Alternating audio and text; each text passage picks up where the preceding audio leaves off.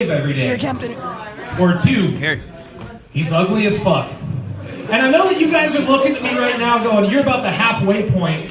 So which category do you fall under? And I want to tell you guys, right here, it's both of them. That's the way that shit works. Now everybody that knows me, and as I said, there's a few of you guys here tonight, knows that up until very recently, I had this monster of a beard. You guys remember Magnum PI? Anybody? Magnum PI? Tom Selleck? Yeah! So on any normal given day, I look like Tom Selleck's mustache jumped off of his face, butt-fucked a Sasquatch, and the resulting offspring is me, right? Now, to be fair, I was nowhere near as beautiful as Tom Selleck's mustache was. That was a glorious mustache. But that was essentially me. And it had been several years since I'd actually shaved and seen what I looked like. And just for curiosity's sake, I guess we could call it, I just decided one day I was going to shave and see what I looked like clean shaven. That was a mistake. I promise you that was a mistake. The minute that I did it, I was filled with regret. I'm looking in the mirror going, Jesus, fuck. I have so much more respect and appreciation for my girlfriend right now than I ever have before. Because she has to see this every day. I get to avoid it by not looking into a mirror. My problem is solved. She looks at this every time I come home. But you guys, she was a trooper. I really got to give her credit. Because I think it was only the first 7 or 8 times that she woke up at 2 in the morning and I'm crouched down on the bed going, "It's my precious and I want it back," that she let out a goddamn blood-curdling scream. After those first 6 or 7, she was just used to it. But that's kind of what I dealt with.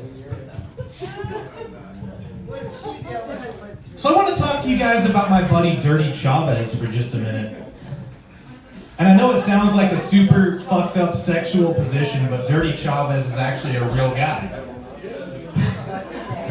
Dirty Chavez was getting married recently, and he made the mistake of asking me to be his best man. Anytime you give me a microphone, something fucked up is going to come out of my mouth, and that's just the way it is. We all know this. If you don't know this, I'm sorry for you. Get ready, buckle in. The worst is still yet to come tonight, folks. So, they decided this little preliminary get-together, right? The whole bridal party sits down over beers so we can meet and we can discuss things. Well, as it turns out, one of Dirty Chavez's groomsmen is one of his army buddies who's stationed in Germany. And unfortunately, the army will not let him take leave to come home for the wedding. Now, I'm kind of a big dude. You guys remember Amber, the girl that was up here before me? She was about this tall, right about there, right? So, Dirty Chavez is about that same height. His fiance is even shorter, believe it or not. Amber is not the shortest girl I know. So, I'm kind of a giant amongst these people. I'm not gonna lie, it feels kind of fucking awesome. I feel like Godzilla is about to destroy Tokyo when I pull up to this table, you know? So, Chavez looks right at me and he goes, "Brother, we have a situation. One of my groomsmen can't make it over, but we've already bought the wedding dresses, we don't want to lose the money, and we don't want to tell one of the girls that she can't walk down the aisle, and be there. We're going to need you to escort 2 ladies down the aisle." Now, being the asshole that I am, I get a smirk on my face. I said, "You're safe, man. I am 99.9% confident that I know how to handle 2 ladies at the same time." I laughed because I thought that shit was funny, right? Dirty Chavez laughed. He thought that shit was funny. His future father-in-law laughed because, well, he thought that shit was funny. Future mother-in-law did not laugh. In fact, she got a very stern look on her face, you guys. She slams her beer on the table and she goes, "Both of those girls are only 16 years old." Now, at this point, I should have left well enough alone, right? Everybody out there, you guys, Hey, show of hands. Who thinks I should have left this shit alone right there? Most of you, all right. Here's the problem is I'm an asshole, and I couldn't leave it alone right there. So I get a smirk on my face again, and I go, yeah, but 16 times 2 is 32. If I fuck them both, it's okay. Again, I laughed because I thought it was funny. Dirty Chavez laughed again because, well, he thought that shit was funny. Future father-in-law laughed again because, well, he's another guy and he thought that shit was funny. Future mother-in-law did not take that one so well either. And it was at that point that I was told my services would no longer be required as best man in the wedding. See, you know when you're a kid and Christmas is coming and you get super, super excited because you're about to get a bunch of awesome presents, and you know there's really no feeling better than that feeling that it's Christmas morning and I woke up and I got a bunch of cool shit. And you start opening all your presents and you're getting all this stuff that you asked for. But then you've always got that one asshole uncle that gets you an educational toy, right? Like, you rip open the box, there's a fucking abacus inside, and you're like, dude, I have a calculator on my cell phone. Why do I need an abacus? So what I'm about to do for you guys right now is I'm about to give you an educational gift for the evening. I'm going to give you an abacus in the form of a joke right now. And we're actually going to do a little segment that I like to call the history of words. Have you ever looked at a word in the English language and wondered, where the fuck did this come from? Right? There's a lot of words out there that I look at and go, where the fuck did that come from and why do we say it? So we're going to kind of take a look at some words that apply to description of race. Is there anybody that's going to be offended if we go racial for just a minute? No? Okay. We got one right here. Anyway. So if you take a look around just about every country on the planet, let's take the word Negro for just a minute. The word Negro literally translates to black in almost every language, universally across the board. So it would make sense why black people are referred to as Negroes, right? Am I wrong? Are we on board? Are we on the same page? Okay, we are good. But let's look at the word Caucasian for a minute. How the fuck did we get Caucasian to describe white people? I'm about to tell you how we got it. That's the educational portion. You're learning something while you're laughing and getting drunk. So, we had a dark period in American history. There was some slavery stuff happening, some stuff that we don't like to talk about anymore because it makes us uncomfortable, right? But anyway, and as all this is going down, we jump across the pond and we land in England, okay? And all these black people are starting to come in on ships into England. And if there's anybody that doesn't know this, word of mouth travels faster than anything else on the planet. Rumors spread faster than a wildfire. So what we got is we have all these British ladies that are hearing these stories about these black guys that are coming in on these ships and how they've got foot-long dicks, okay? So these British ladies are getting excited. And there's whispers and mumbling in the corners, and oh my god, foot-long dicks are coming. And these British guys are going, fuck, we ain't got no foot-long cocks. The fuck are we gonna do? All we got is some fucked up teeth. What the fuck are we gonna do? So they call a town meeting, you guys. And this whole English village is in their town hall. And they're in there. And everyone's just worked up. And they're up in arms, and they're going, we don't know what the fuck to do.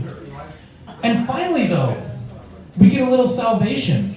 When one wise old gent at the back, he's sitting there, he's drinking his drink, he's listening to all the conversation, and he's finally had enough, and he stands up, he goes, can I have your attention? Fellas, it might be true that we don't have foot-long dicks, but let me tell you something. We always are going to have bigger cocks than the Asians. And that is why all these years later, guys, we're referred to as Caucasians. Who knew?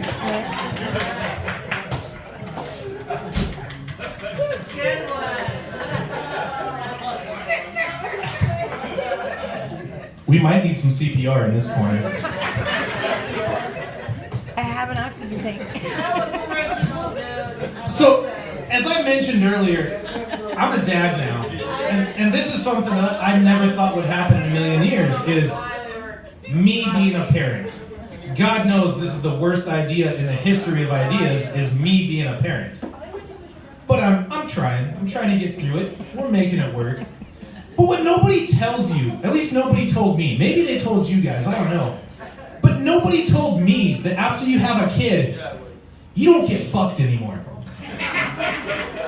Sex becomes non-existent in your home when you have a fucking toddler. Like I said, no one warned me.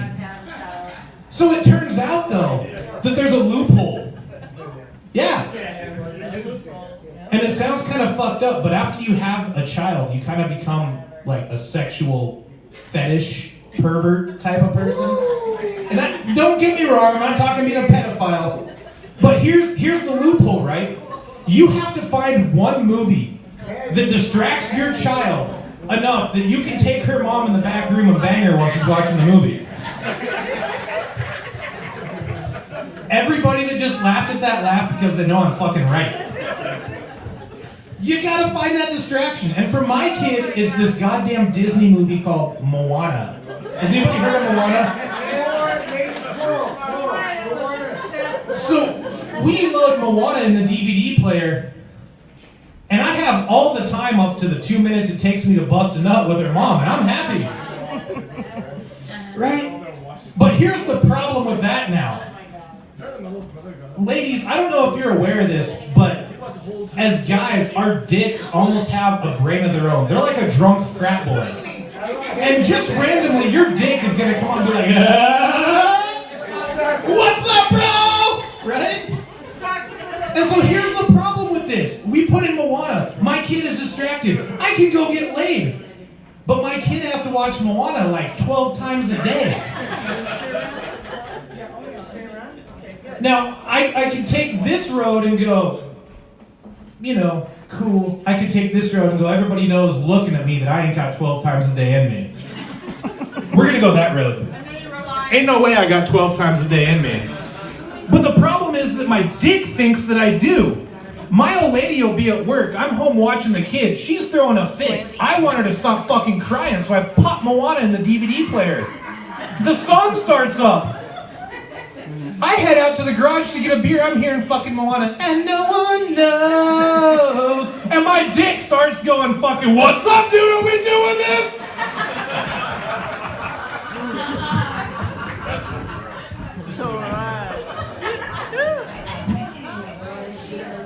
It's not mine. If you guys think that you've heard some horrible shit, Whatever you want to use it. Thank you. As I mentioned a few minutes ago, we haven't even scratched the surface yet. I'm going to share a story with you right now that most people think that I have made this story up. You're a comedian, so you're lying. You're just telling jokes. This next story that I'm about to tell you is 100% true. And when we get to that point where technology allows me to pop an SD card in the side of my head and upload this memory to the internet so you all can suffer, you're fucking going to. I saw something that nobody should ever have to see. I walked in on my brother masturbating. I remember this.